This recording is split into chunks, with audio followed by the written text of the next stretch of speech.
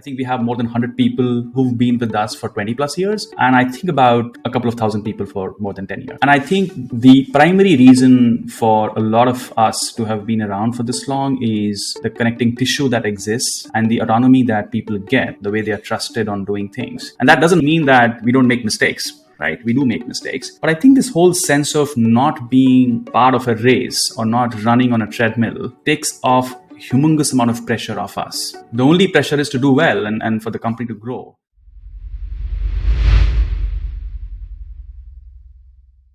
Hello and welcome to the Startup Operator Podcast. I'm Roshan Cariappa. When you talk about Indian SaaS, there's no doubt that Zoho is the shining crown. They've been around for over 25 years and with their 55 products or more, generate about $800 million in revenue every year. But best of all, they're a beacon of inspiration on how to build a business sustainably. Zoho is famously bootstrapped and expounds this anti-hustle culture, which is evident from the fact that over 10% of their workforce or over 1,000 people have been around for a decade or more. I spoke to Praval Singh, who heads marketing at Zoho. He completed his 10 years quite recently. We spoke about all things marketing, how their teams are structured to serve Zoho's many products and priorities and in the different countries that they operate in, how they invest in their customer community and how that's grown quite organically. And most of all, what makes Zoho different. This is a marketing masterclass, and I certainly will be reflecting on many different aspects of the conversation. So tune in to this episode of the Startup Operator Podcast with Praval Singh.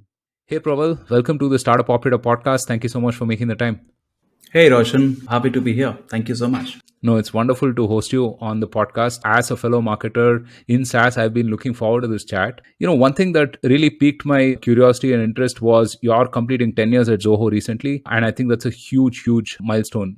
I think if you look at average tenure, I think is anywhere between 2 to 3 years, perhaps. Sadly, unfortunately, I would say. And I just completed 5 years at Waymo, and I thought 5 years was was a long time. How does 10 years feel? And what changes in that 2 to 5 to 10 journey? What have you learned? If you could kind of distill down all of the wisdom.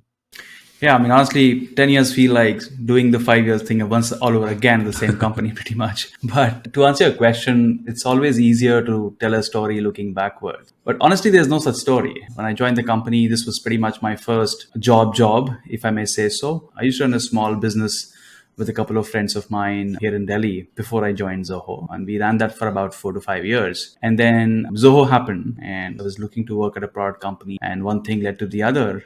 And I joined the company. But honestly speaking, none of this was ever planned. I joined in a very different role, in a very different model. I was, for the most part, telecommuting, living here, working with teams down south in Chennai, and then folks in the US and elsewhere. And I think the first 5 years, I ended up dabbling with multiple things around product marketing in general. The next 5 years was more diversified in a sense. I started doing more from one product to different products and projects, and then moving up to taking care of the Zoho brand, and sort of owning that, me along with my team. So it was fairly organic in terms of how the journey really happened. And in all honesty, when I joined, I really had no idea how long I would be here, but I was open to figuring it out and exploring what comes my way. And I think it just continued to be interesting. It continued to be something that made me look forward to my Mondays and not hate them. And that's how it's just been 10 years. Yeah. Yeah, when I talk to people who are at the 2-year mark and they say that, hey, I've run out of problems to solve here, have this one retort, which is, I think you're not looking in the right place. There's always problems to solve. And I think anything significant will require just a year of your time just to understand the lay of the land, right? Just understand context, and then a year to sort of get productive and then really move the needle. And then that's the worst time to sort of quit, right? After 2 years of understanding and being able to impact, why leave at that time? And that's something that I never kind of understand, and it's pretty unfortunate.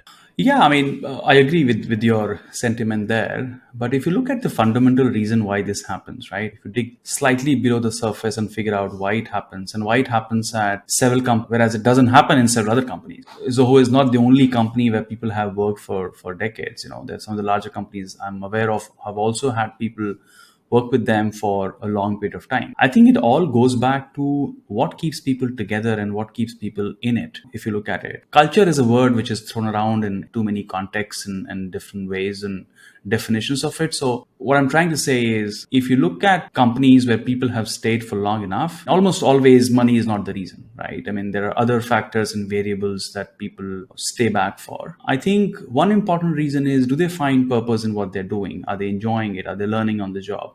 Do they have the flexibility, rather autonomy in their work? Are they trusted upon with their responsibility, or are they being micromanaged? So on and so forth, right? These are some of the reasons why we've seen people stay with us, and I've seen people move or hop between jobs very frequently. And after, I think, a few years of having worked somewhere, people start to realize these things even more. Then they look for a place where they get good balance of how well they're compensated and how well they're aligned with what the company is trying to drive. And then personal ethos sort of aligned with the company's ethos, and so on and so forth. Of course, early on in your career, you don't tend to think about these things as much, and that's how I was, I would say, early on. But as you start to lose some hair, especially in my case, you end up valuing some of those things a lot more than you initially did.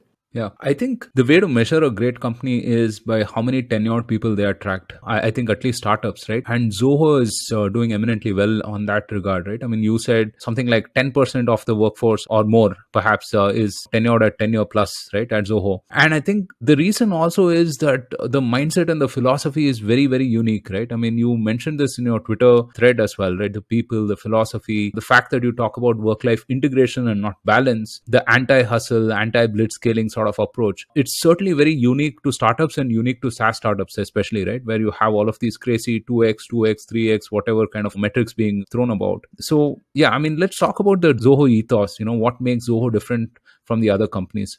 Yeah. So, like you said, Roshan, I try to sum it up in my thread in a short post that I wrote to the best of my real experience firsthand, having worked at a company and sort of played different roles, and having been fortunate to be part of the journey where the company grew several times. I mean, I remember when I joined, we were at about, I think, 12 or 1300 people in total, probably a little less than that, to more than 11,000 people today. That's more than 10x growth. We were at about 6 million users back then. We are at about 18 million. So that's, again, a Crazy. good journey that I would say, yeah, even in terms of revenues being a lot more than 10x.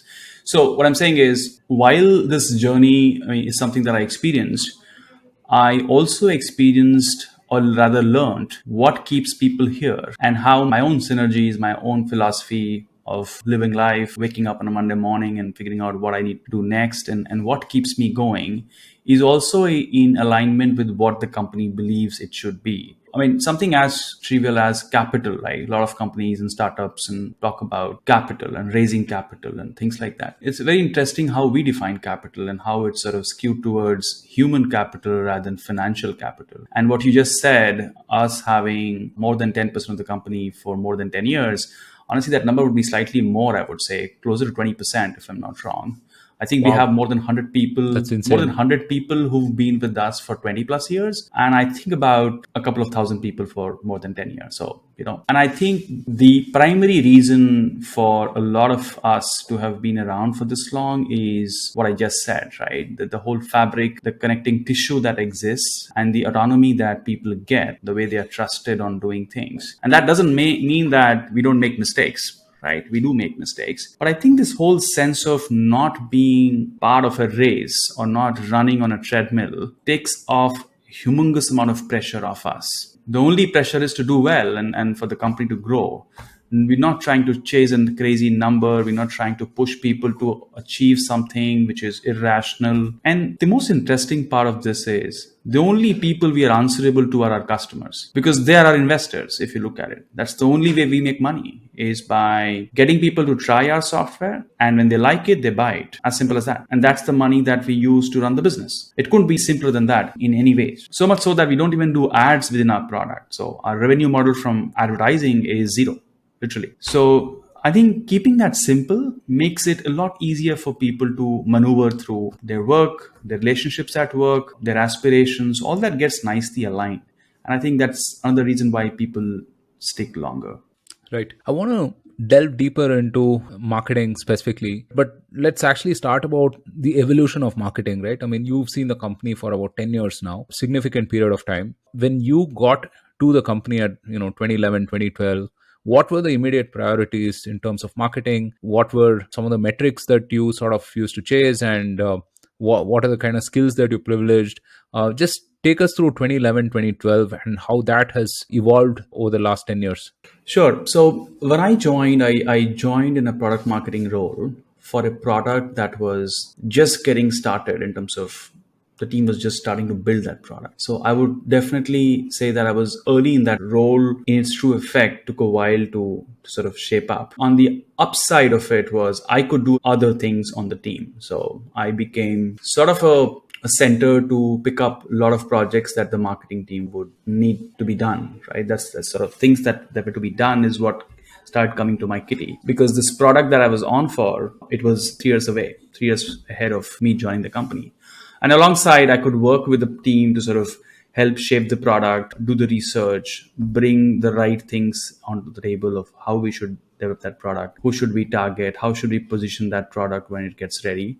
And then, of course, over the course of time, build a marketing team for that very product. So it was a very product centric role, but I started playing little more horizontally into other roles, I would say, primarily around marketing infrastructure. And between then and now, a lot had changed, of course. One thing is number of products from about 12, 13 products to 55 products today. So a lot of products came out. Also, I figured out the industry, how we play our game, what is it that we're good at, what are the gaps that we have to fill. I think a lot of that learning just compounded over the years. That's again something that we as a company benefit a lot, because think of products or people behind those products that exist today at Zoho. When people are behind those products for 10, 15, 20 years, their knowledge and learning essentially compounds and the company benefits from it. I mean, I wonder how hard it would be for a company to have their a CTO or a head of product or someone moving out every 2 years. And I've seen that happen to the best of the companies where they're always juggling things. And because a new guy or a new woman has their own priorities, their own way of looking at something. And by the time they're warmed up to creating or doing something meaningful, oftentimes they're ready to leave. So we had that privilege. We still have that privilege as a company where our leadership has been around for a lot of time, and that compounded knowledge and expertise and experience, I would say, put together really benefits the company. So the same thing happened with me. I mean, I just by the virtue of hanging in around here, learning, doing things, making mistakes, building teams, hiring the right kind of people, hiring the wrong kind of people, all of that you eventually learn from. And marketing as a function, I mean, just to summarize that for you quickly, we are, in many ways, I would say you can look at us as a bunch of startups, right? There are 50, 55 different products. Every team is a different product team led by a PM. And then there's engineering, there's design, there's everything else. And of course, there's some central common teams like security, infrastructure, so on and so forth. Marketing sits very closely with product marketing, especially sits very closely with product management. And then there are central marketing teams, which are like more like internal agencies, if I may say so. So there would be internal agencies to do your creative work, somebody do your video work, somebody do your digital analytics and all of that, performance marketing, so on and so forth. So that, I think, is how the machinery is. Back in the day, we had fewer products, so it wasn't that structured as it is today. We have a separate Zoho.com marketing team, which looks at the overall brand, our narrative, any assets that are brand level, all the way from Zoho.com to our newsletter to our brand social media, all of that. Then we have our PR teams, our field marketing events teams. So that's how we sort of stacked up the whole thing. And product marketing still continues to be working very closely with product teams, essentially product management teams. So that's the lay of the map, in terms of how we are structured internally. And I think that works brilliantly for us. Yeah, I'm still grappling with the scale and scope of Zoho, right? Where I operate, I mean, we serve about 7 or 8 different use cases. We're in about 5 different geographies. And I feel, just the permutations and combinations of that can get weary at times. You're talking about 55 products and I don't know, God knows, countless countries, right? I mean, 70, 80 countries, I suppose. Even if you were to split that up into regions, I mean, 5, 10 regions, I'm just struggling to sort of, bring all of that into perspective. But as someone who has to maneuver all of these different teams, right? Or someone who has to support all these teams at the very least. What is your day like? What are the 2 or 3 things that you look at? What gets your attention? What is the number one thing for you top of mind? That's a good question. Yeah, supporting these teams is I think the best way to put it across. Me and my team, because we are central, we work with various teams within India, across regions, across roles, And essentially what we do is we support them, we enable them. And oftentimes, of course, we also look at all things brand. I kind of understand how it would feel for an outsider from outside that this is such a massive ship to maneuver. A simple way to understand this is most companies we compete with, they have much larger teams than our respective product teams. But our product marketing teams are often structured the way a single product company is structured in terms of marketing. A single product company would have a marketing person, could be a marketing manager, product marketing manager, would have your demand gen team, you would have your marketing infrastructure, ops team, or whatever. You'll have someone to take care of creatives and copy and content and so on and so forth. That's how it is structured at every product level, I would say. Right? That's what the reason I said, think of us like 50, 55 different startups working together. And then the central team sort of tying everything together to have a broader narrative, which is what me and my team work on, right? Of what does Zoho stand for? We may have 55 apps today, we may have 100 apps in a few years. But what is it that Zoho stands for, right?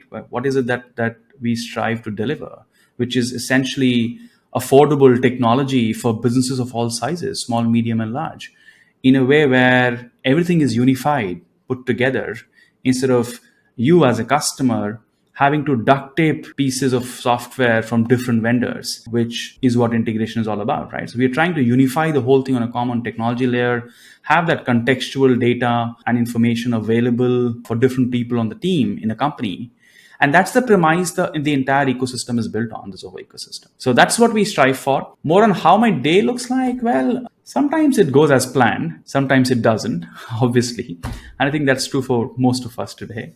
And that's the reason I said in my blog, right? It's not about work-life balance. I used to believe in it. I used to aspire to achieve it. But at some point I figured out that I think it's a myth. And I think as you grow in your career and you spend more time working on something and the company grows, your team grows, your portfolio of what you're working on grows, you just can't have a balance, bro. You have to integrate the two. Otherwise, like it's 7:30 p.m. right here. You and I are having this conversation. Now, is it a work call or is it a non-work call? Where do you put it? I don't know, right? So Right. a lot of these things don't have rigid boundaries. The best way to do it is you integrate it into your lifestyle. And that's where the company is, the culture of the company, the autonomy that I spoke about, the trust that I spoke about is super important. Some companies enable that, some don't. That's how it is. And again, a typical day again depends on what we are prioritizing. Could be any initiative that we're taking at a brand level in a region. Could be a couple of PR interviews that with media that I may have. Could be just bringing on a new person on the team and sort of sitting down with them and warming them up to the idea of who we are, what we do, and aligning them with the rest of us. It's different every day, and I think that's what keeps us going. Nice. So I'll push a little more on that front, right? What does your daily MIS look like? Or what are some 2 or 3 metrics, or maybe 5 or 10 metrics that are important for you and that you look at, if not daily, I mean on a weekly basis at least, to make sure that everyone's running in the direction that you want them to run? I think not just me, but most of the leadership, I think, is obsessed by, we look at our traffic, our signups, we call them registrations. We're at 80 million today in terms of how many users we have. So traffic and registrations for sure. Also revenues, maybe not daily, but then definitely on a weekly basis on how we are doing. These are some things we look at it. I'm not someone who's very this thing about how many social media followers we got on LinkedIn, but I do have a sense of how that's growing. But again, not something that we as a team are obsessed about. Another thing I would say we look at is organic media stories that come out. Most of our media stories, I would say pretty much all of it, we don't really pay to sort of get interviewed or get placed as such. So keeping a tab on what are the stories where, we were mentioned or got interviewed or got featured, and what are the stories there where we could have been, but we're not because probably the journalist couldn't get to us and, things like that. But these are some of the areas where at least me and my team keeps a tab on. Right. Marketers are notorious for concocting various things in their head and not talking to customers and users often enough. And I think, what really happens is that gaps tends to build up over a period of time. And if you don't make that a practice or a culture in your team, I mean, people start wishing for things, right? I mean, people make up all kinds of fantasies, and that's how you get people writing copy in AC rooms and not really understanding reality. Considering that your team is distributed, so many different products, so many different countries, cultures, etc., how do you bring them closer to the customer? Are there certain rituals or practices that you have that ensure that people talk to users, talk to customers, understand their day in the life, understand their pain points and so on, so that they're able to relate to them and talk to them in a way that they understand? Yeah, that's a good question, Roshan. And at our scale and size and breadth that we have, it's even more massive. But the good thing is, most marketers are assigned to a product, so they are at least they have some boundaries in which they can operate. I mean, nobody can talk to customers every day spread across 55 different products. It is increasingly hard. But one good thing is, product marketers are deeper into the product ecosystem that product that they represent or work at. From a practice perspective, we do a few things. So one is, everybody on the marketing team has access to customer support tickets. Some of them may not have access to reply to them based on Right. how experienced they are and so on and so forth. But pretty much any marketer in the company has the access to look at a support ticket. What was the issue? How was it resolved? How long did it take for it to be resolved? What was the resolution offered? So on and so forth. And we highly encourage people to keep a tab on it, especially early on when you are new in the company, new in the product domain. It really helps you build the fundamentals, number one. The second thing is, like I said earlier, our product marketing and product management functions work together. Of course, they would when two people work together, there'll always be some disagreement, some friction, some misalignment. And we try to resolve that, but we don't try to separate them too much. Now, what that ensures is a lot of intel, which, let's say, a marketer or a salesperson gets from customer facing interactions. Could be an event, could be a webinar, could be a customer meet. We do all of these, by the way, right? We travel to meet customers, we do customer stories, we do user interviews, we go to events, all of that, right? All that information actually is passed on back to the product manager and the product management team, and that helps us as well. So customer support tickets, sort of liaising between customer facing teams and product teams. And then we have our something called Zoho community, which is like a community of existing users, including users who are evangelists. So it's like a forum where everybody engages, and we do hundreds and hundreds of customer meets across the world every year. We were doing it physical before the pandemic. We did virtual during the pandemic, and now the physical ones have restored. And this is around the world, not just India or not just in the US. So that takes us closer to the customer in a more intimate, shorter classroom style setting. So that gives first-hand perspective. And community team is being, again, driven by someone who has been at Zoho for more than 20 years. So all the juice that you've been talking about, right, of compounding, when it gets mapped with first-hand customer experience, that you bring back to the team, I think that's a good match again. We also do these large user conferences in most regions, I would say. In fact, we're doing three in India this time, in between 31st October and 10th November in Bangalore, Mumbai, and Delhi. This is typically a couple of days of all our users in that region or in that city coming to this conference, having access to the people behind the products they use, having access to our leadership. It's more of meet and greet and as well as learn. So there are hands-on workshops. You can schedule a one-on-one with an expert. It's sort of your chance as a user, as a customer, to meet us. When I say us, I mean people at Zoho. And we typically get between 250 to 500 people at such events, sometimes even larger, I would say. Our last event in India it was in Mumbai in 2019, December, the physical event. We had about 600 people there.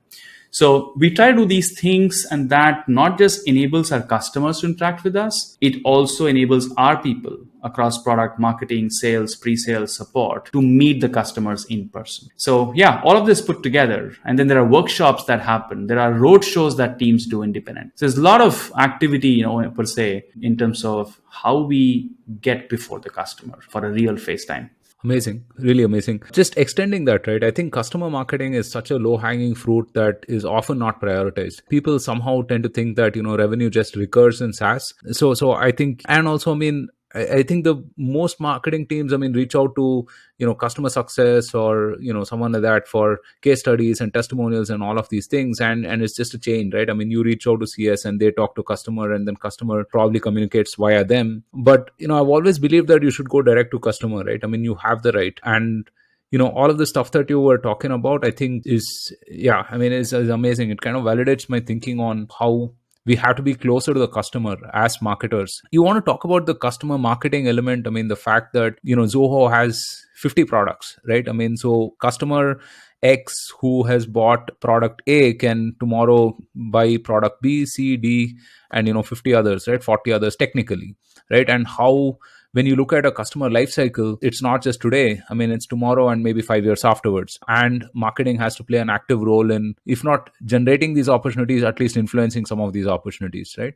No, definitely. And then that's another, I would say, a not so secret sauce of how we grow. Because we offer a lot more than a single product, what we are able to do is we're able to add more value to a customer's license that we have, right? So you may come to us as a customer for CRM, and then you may discover adjacent apps in the periphery, right? It could be something like a marketing plus suite, which lets you send your email campaigns, run your surveys, do social media, run events with our event management platform, and so on and so forth.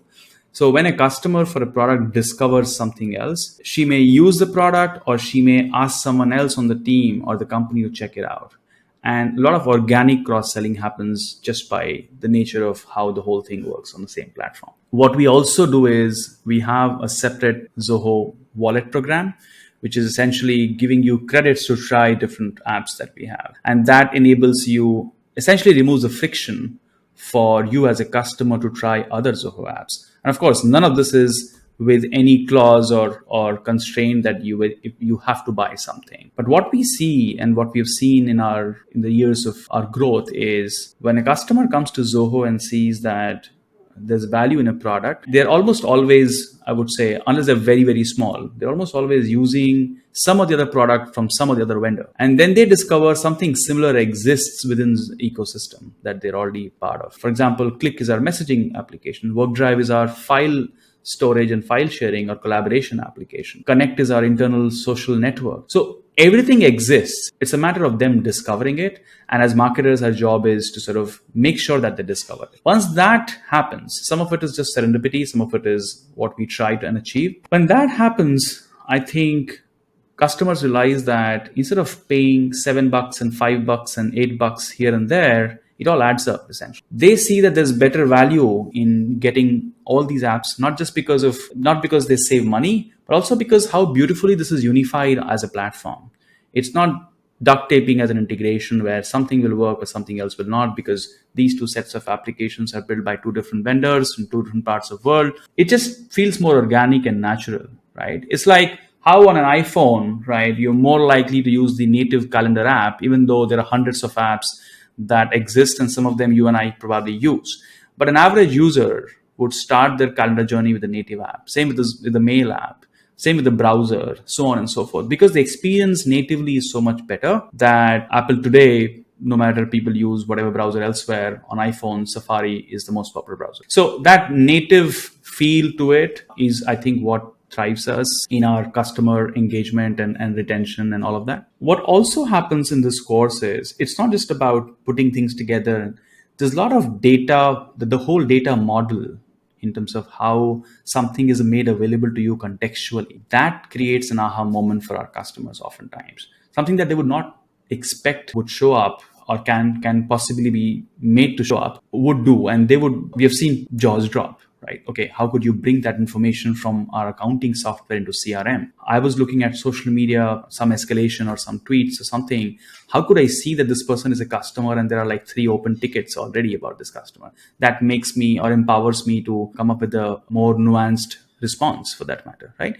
These things together, I think, makes the whole thing beautiful. As they say, the whole is more than sum of its part. That's how it's totally aligned, I would say.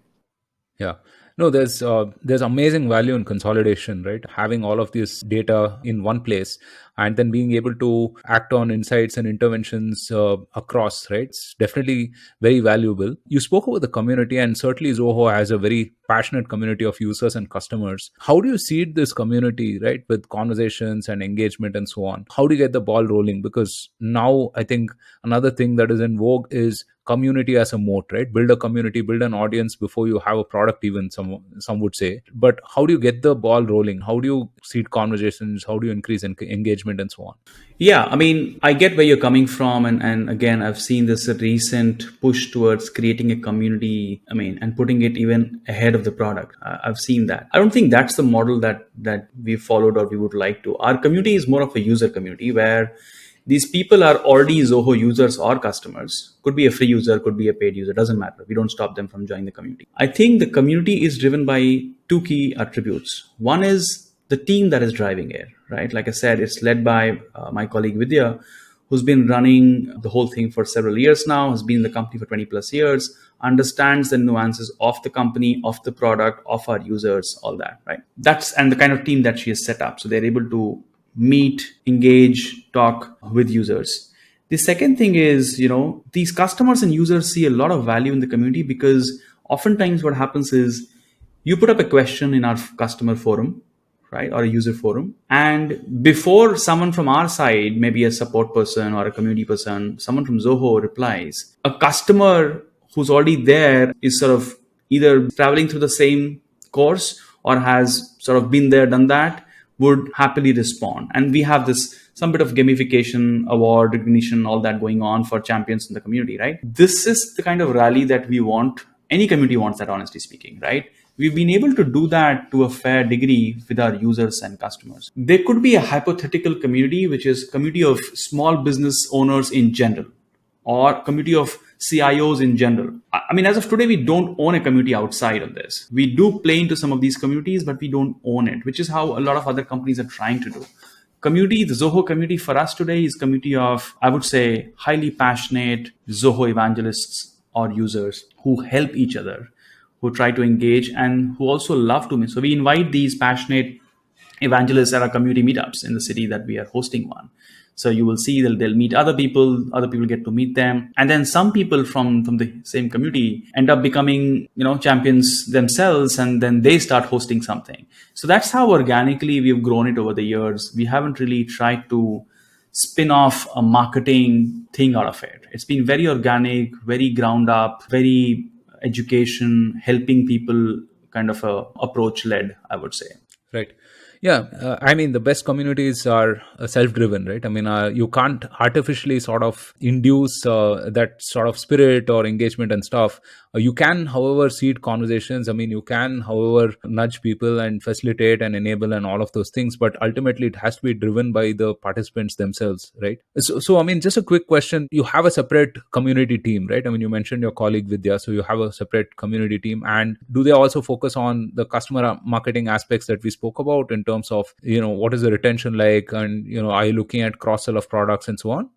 Yes, they do all of that. So, and that's a good point you brought up. So, they siphon back their intel, their experience to the product teams, number one. Two, they highlight the issues that may exist at a product level or marketing level we may not know. So, because they meet the customer in person, there's a lot of insight that they're able to gather, which comes back internally.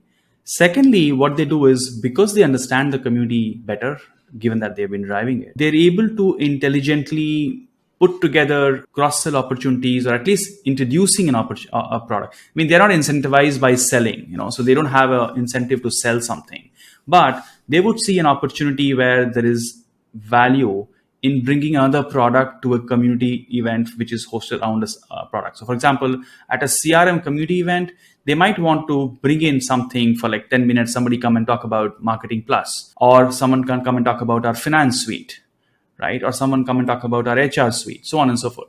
So that's the kind of customer marketing initiatives that they come up with. They work with respective product marketing teams and enable. And a lot of times we have seen customers see a lot of value themselves because like, hey, I didn't know this was possible, or Zoho had this. I knew there was something which is on the lines of finance, but I did not know you had payroll, or I did not know you have travel and expense management software. So a lot of discovery happens again organically at some of these events, but the community team owns that. They understand, and they would not just throw anything at these events. They program manage the whole thing really well, and see who to bring in where, what kind of audience do we expect at these places. And then they also do follow-up digital campaigns. So they could be doing a web follow-up email series for that matter, right? Based on the cohort of people they're engaging with.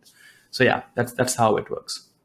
Interesting. Another thing that you guys get absolutely spot on, like really, really good, is field marketing. When I first read about your marketing at Dreamforce, right? I think way back when, when you guys had the carts and you gave away, food and whatnot, right? I mean, I just thought that was genius. That's amazing. I think a lot of people have tried to emulate something similar, do something similar, and have failed like terribly. And it's just such a hard thing to do, right? But I know from experience as well that field marketing is really, like, it can be a gold mine. Right, you get to first hand talk to users, customers, and really understand how product positioning and everything works in different segments and whatnot, right? I mean, it's a really powerful channel, I would say. From your perspective, what are the 2 or 3 or 4 things that have worked in field marketing for you? Yeah, I mean, field marketing for us, essentially, I would split into two categories. One is the events that we host, Zoholics, like a user conference, like I said, the one that is coming up in India and other parts of the world as well. And then we have road shows, we have community events. These are self-hosted events that we host. So our field marketing team works with respective teams, the community team, product marketing team, brand team, and enables them to run these events, right? And they would take care of everything from end to end, not just logistics, but helping them with conceptualizing the whole thing, who to speak with, how to go about doing it, all that. That's the hosted set of events. The other is the events that we participate in. It could be conferences, road shows, or an event that we're exhibiting at, all of that. So again, that comes under the field marketing or the events team, as we call them. On the other part of it, what you said, of us doing initiative, like you saw what we did at Dreamforce, right? I mean, interestingly, that was done by my first boss who had hired me, and it was very early in my journey at Zoho that had happened. And I think all of us got super excited with how it was pulled off, and it was a huge project. You had a tight timeline, of course, budgets come into play, and the biggest thing about these kind of initiatives is they can backfire, right? They can backfire, and you may be intending to do something and it sort of comes across as something very different. But I think whenever you've tried it, you've seen reasonable amount of success doing it, and people remember it. The fact that you and I are talking about it many years later, it seems, I mean, that's sort of a good indication that it worked. So that's how we look at it. Yeah. No, I think with events, you really have to be bold, right? I tell this to my team as well. There's no point being a wallflower, right? Say something really bold, scandalous, and it's okay. And it's so you will piss off like 20% of the people. That's okay. That's perfectly fine. But you have to swing hard, right? So let's talk about branding. And Zoho has an amazing brand, as you mentioned, a lot of organic pickups in terms of press and whatnot, a lot of user love. How do you think about narrative and storytelling? How do you generate these stories? How do you craft them? How do you sort of amplify them? I know, I mean, you must be using all of those, channels like PR, AR, all of those things. But 101, how do you think about branding as such at Zoho? I think when we think about the brand Zoho and who we are, and that's sort of a precursor to the narrative that you come up with, it again stems back to where we start this conversation of why people stay at Zoho. How did I complete 10 years? It has a lot to do with the company ethos, the founder himself, and the kind of vision that Sridhar has around creating employment, nurturing talent, not being obsessed by, your credentials, and trusting people, empowering people, and then giving them a sense of autonomy to do their best work. When all that comes, it's while it is more inward facing for us to stick together and work, some of it also as marketers, naturally we take it outward as well. It becomes part of our narrative of who we are, how we operate, how we think. So that's one part of, I would say, brand marketing, wherein we differentiate ourselves the way we run the business.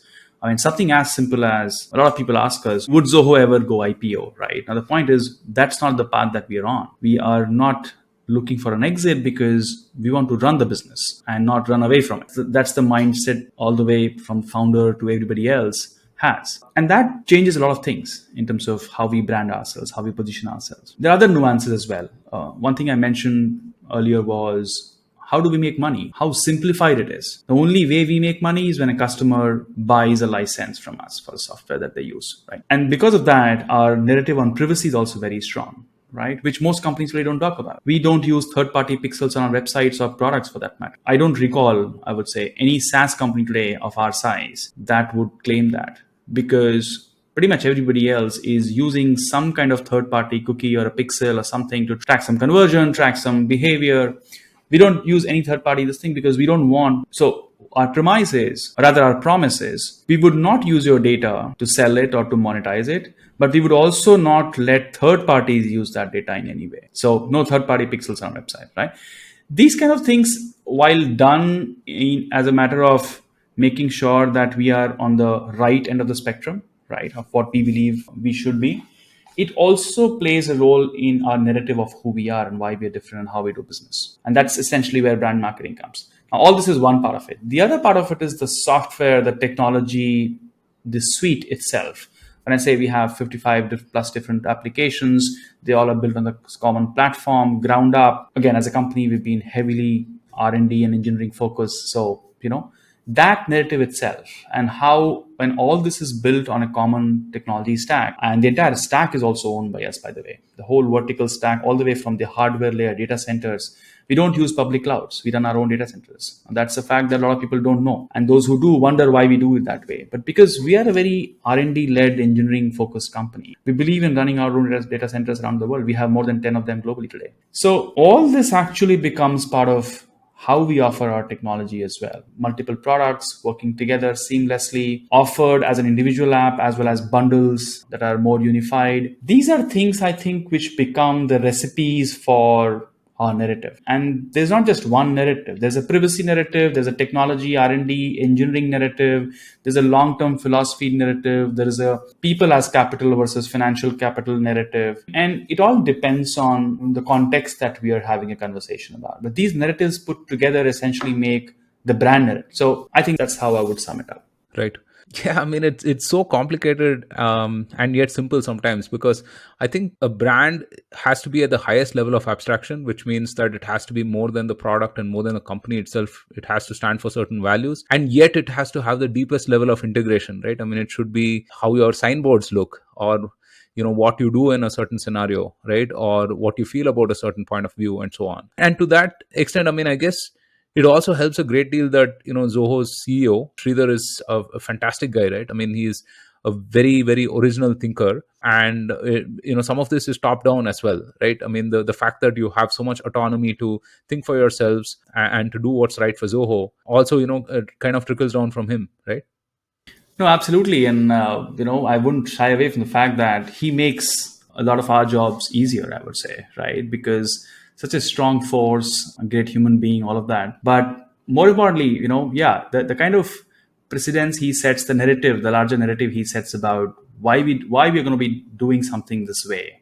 And he doesn't get into the details of it in terms of execution, in terms of, so while he sets the frame, he lets you sort of structure yourself and the narrative and everything, not just marketing but in general, how the company is run, how teams are managed, how we hire. There are frameworks, but I would say they're very loosely held. We're not very rigid about there aren't too many processes except for areas where a process is a mandate, like a security for that matter, or privacy or compliance, right? Beyond that, we don't have too many processes, like the whole approval thing and all that. We don't really believe in it too much. There's some things that you definitely have to have some kind of railguards, but for the most part, we're very loosely structured, and early on, it almost feels like it's a chaos, but over the years, you realize the value of why it is good, why everything is not boxed from a perspective of getting things done, right? So that flexibility and freedom actually makes everybody's jobs easier, not just marketing, but even beyond. Right. When we look at the Indian SaaS ecosystem, right? I mean, certainly, Zoho, one of the shining beacons, I would say, right? 25 plus years, amazing products, 80 million users, really, really legendary. When you look at SaaS marketing, what do you think we're doing right and what do you think we're not doing right? In that sense, I mean, what are some of your pet peeves in terms of SaaS marketing? One of the things that has it's a sort of a bug that has bitten a lot of people is everybody is trying to do everything, especially early on when I'll give an example. So you come across someone doing a good series of videos, or you spoke about community, right? Everybody wants to build a community where, and like you said, the community is best self-driven when it's driven by the people, not by a brand, essentially, right? Which is how we believe in running the community. And I think some of this is becoming I saw that extensively during the pandemic as well. Everybody wanting to run a community of their own, trying to host meetups and events. Most of them that I came across early on don't exist anymore, right? Because it's not about the intent was right, the people were right, but some things generally take time. You have to let it brew for a while. When you are trying to do too many things, you're doing context switching, you're jumping, you have a quarter to sort of prove something. I mean, that's one thing that is, I think, something that doesn't really help people, right? And doesn't really help companies. Sure, people have their goals and targets and how many projects you're working on, and some pressure to sort of deliver. I think that's one thing that I see a lot of SaaS marketing is falling into. The other thing is, and again, not something which is very popular, but something which is very close to us and we keep a tab on, and we are very serious about it, is the question of profitability. It's not about 5x, 10x, 50x, right? If in trying to do 10x, how much more are you spending as well? That's, I think, a filter that some companies do have, but a lot of companies, especially with the way the winds were, a lot of money was sort of thrown at problems. Again, not something we're used to, right? I mean, we are a profitable company, we've been that way, and we are fairly large as well in terms of our size and revenue, all that. But we don't look at solving a problem by throwing money at it or trying to do something.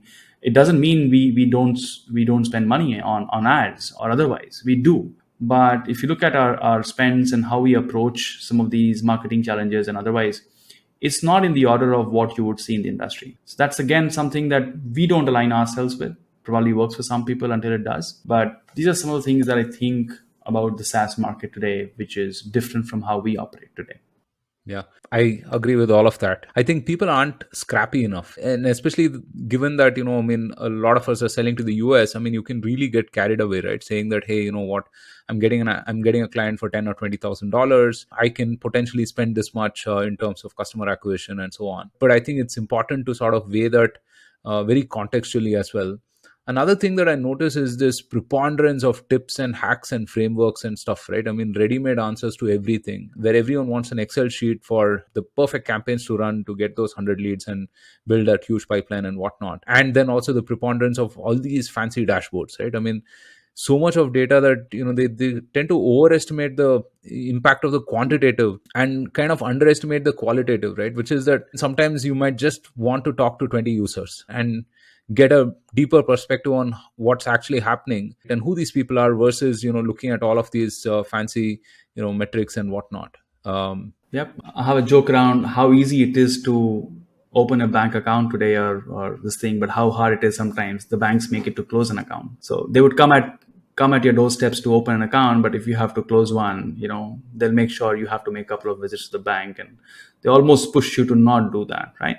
So and so much in the name of customer experience, in the age of customer experience and all that, right? So yeah, that's exactly what I feel about this as well, that a lot of these nuances exist in qualitative data, and being obsessed about it is better than being obsessed about the quantity all the time. Because no matter how much of automation, setting up systems we work on, there's still something about picking up the phone and talking to a customer, or meeting a customer at your user conference and sitting with her and sort of looking at her laptop and she trying to show you something that is working or not working. So I think that kind of experiences is something I think is matchless. Sorry, I was just trying to find this David Ogilvy quote on market research, which is timeless actually. So it says, the trouble with market research is that people don't think what they feel, they don't say what they think, and they don't do what they say. Yep. Yep. Right? Yep. Yeah. So, So apt. hey, so, to wrap things up, right? I mean, last couple of questions. 10 years at Zoho, we started off in product marketing, and today you're VP marketing, heading the marketing function. For a young person who's listening to this podcast, wants to start, is just about starting his career or her career in marketing, what are those 2 or 3 things, time tested advice from you for them to, become really successful in their career? Sure. I mean, so first advice is, don't take advice just because someone is telling you this is how it works. It worked for me, it may not work for you. There's a lot of context that comes with advice. It's important to be cognizant of that fact, right? That's number one. I took a lot of advice from a lot of people early on. Some of it did work, but not all of it. Because in the age of these podcasts and videos and Twitter and everything else, it's very easy to get carried away and influenced rather, right? So be mindful of that, number one. The second thing is, I think the whole idea of 10,000 hours, right? Where put in enough time before you say you are done, right? Or you can't do it, or you're already done, or you're already bored. I think that's one thing from my personal experience I have learned, that if you keep at it for a long time, good things happen. it may not look like early on. And like I said at the beginning of this call, looking back, it's a lot easier to tell a story. But when you're driving, looking forward, right, it feels challenging, and there are times when you would feel that, hey man, I might as well do something else, or this is not going to work out, right? But just by keeping at it, and the reason is very simple. It's because most people don't keep at it for too long. You yourself, are able to differentiate a lot easily from the crowd because you've been at that problem for a long time. And it doesn't mean you are at a job. I mean, you're trying to do something of your own. You are a creator trying to create. And a lot of people have given this advice. I mean, some of the successful YouTube creators talk about it as well, that how the first 100 videos were so hard to create and barely got views. The virtue of being at it for so long got them a lot of success, right? Again, I'm not trying to templatize it, but this is something that I've really, really seen it works. The last thing I would say is it's important to take care of your health as well, right? I mean, pulling off all-nighters is good fun. I have done it for so many years. I sometimes still do it, but have some sense of your health balance into the equation as well. What you do is totally yours. I mean, for your physical and mental health, you do a yoga, you go to gym, you run. That's totally personal to you. But try do something that you enjoy, and maybe with friends of yours or family or whatever, or your partner. I think that's, again, something I learned much later in my life, and I would say we should not ignore that. Yeah, agree with all of that. Especially the point about persevering on problems, right? I think being very deliberate about what you do and iterating meaningfully on hard challenges is how growth happens. And sometimes it's painful, sometimes it's frustrating, but you just have to be at it. And anyone who has done anything significant will tell you the same thing. So to finally end the podcast, any books or other podcasts that you would recommend, Praval? Yeah, I do listen to a bunch of podcasts. In fact, one of my favorites is Exponent by Ben, the strategy guy. And I also like Anupam's podcast, Paisa Vaisa in India. I love the way he simplifies things, and great guy again. And there's also this on the mental and physical health piece. It's called Feel Better, Live More by Dr. Rangan Chatterjee, if I'm not wrong. It's a brilliant podcast, right? Something that early morning you're making your coffee, you'd enjoy listening to. On the books, I think one of my favorites in the recent times has been the one by Chris Voss, Never Split the Difference. It's on negotiation, but it's very intelligent, a nicely written book, very insightful, and sort of helps you understand a few concepts around negotiations very, very well.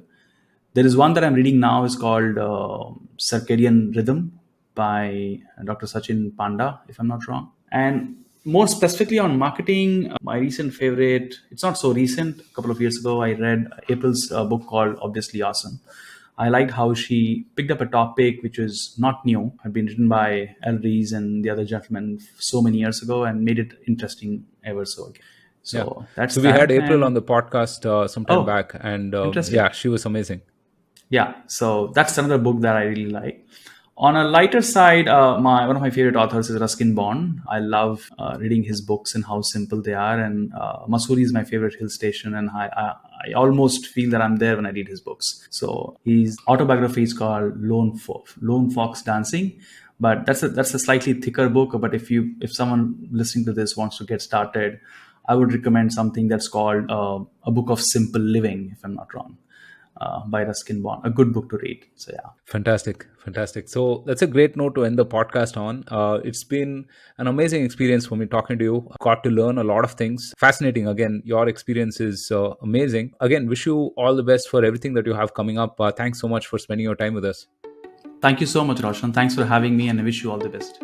If you enjoyed this podcast, consider subscribing and leaving a review on your favorite platform. Also get updates delivered straight to your WhatsApp inbox by clicking on the link in the description.